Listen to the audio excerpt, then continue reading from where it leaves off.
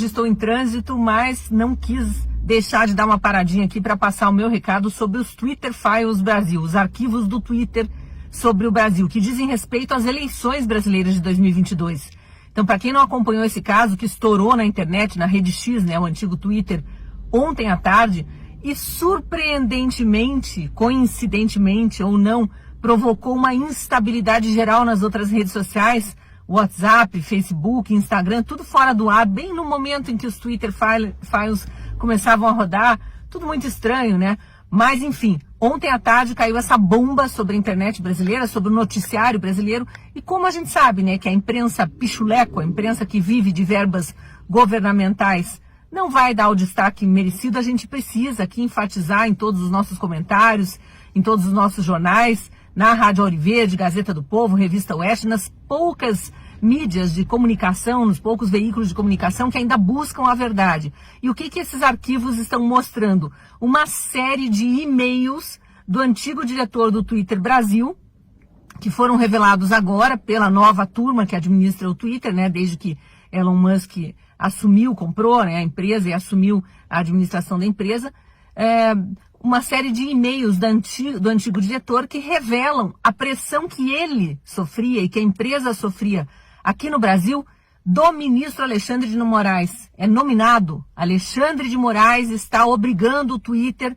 sem que haja um processo, sem o devido processo legal, né, a perseguir, ele fala lá em outras palavras, mas é a perseguir apoiadores do presidente Bolsonaro. Isso às vésperas da eleição de 2022, começou um ano antes, mais ou menos. O que ele determinava? Que alguns perfis fossem banidos, outros fossem, caíssem no famoso shadow ban, né? Fossem colocados de escanteio, que os seguidores não pudessem mais ter acesso àquelas contas, ao que aquelas pessoas diziam na internet. Eles não poderiam ser vistos, eles não poderiam ser ouvidos, eles não poderiam mais divulgar suas ideias. É censura, não tem outro nome.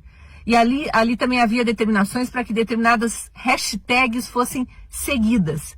E o mais grave que eu achei de tudo que foi revelado, congressistas brasileiros, deputados e senadores deveriam ser monitorados pelo Twitter Brasil, e se divulgassem qualquer daquelas hashtags que faziam alusão à falta de transparência do sistema eleitoral, questões que incitavam o eleitor, na opinião de Alexandre de Moraes, a não acreditar no sistema eleitoral, deveriam ser banidas.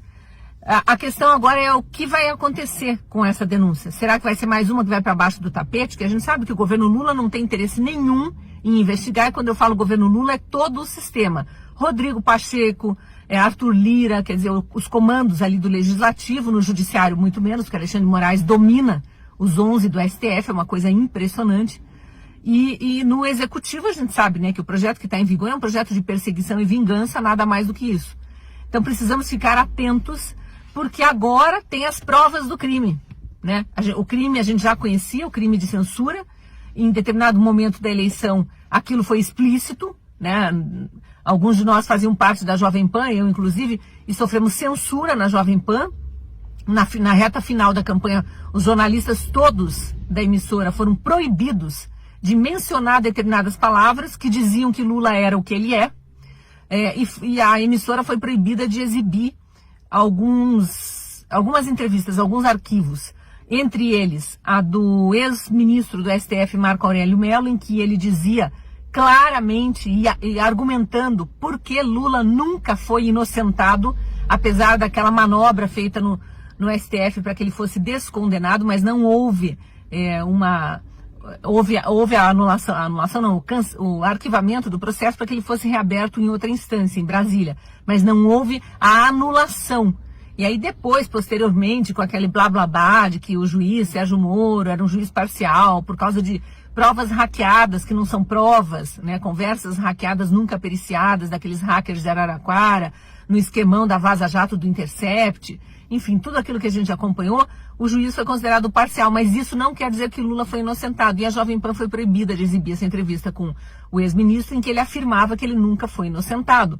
Mas os jornalistas não podiam sequer mencionar que essa entrevista tinha sido dada à emissora. Outra entrevista censurada durante as eleições foi a da senadora Mara Gabrilli, que era candidata a vice na chapa da, se não me engano, da Soraya Tronic, em que ela falava todo o esquema que resultou na morte do ex-prefeito petista Celso Daniel em Santo André, São Paulo. Uma morte nunca esclarecida e que resultou no assassinato de mais 7 testemunhas do crime, inclusive do médico legista, que foi ao Jô Soares, na época tinha o programa do Jô Soares no ar, e revelou que Celso Daniel foi torturado por 2 dias seguidos, arrancaram todas as unhas, furaram todos os dentes com broca de dentista, queimaram o corpo inteirinho com xepas de cigarro, antes de matá-lo carbonizado dentro de um carro.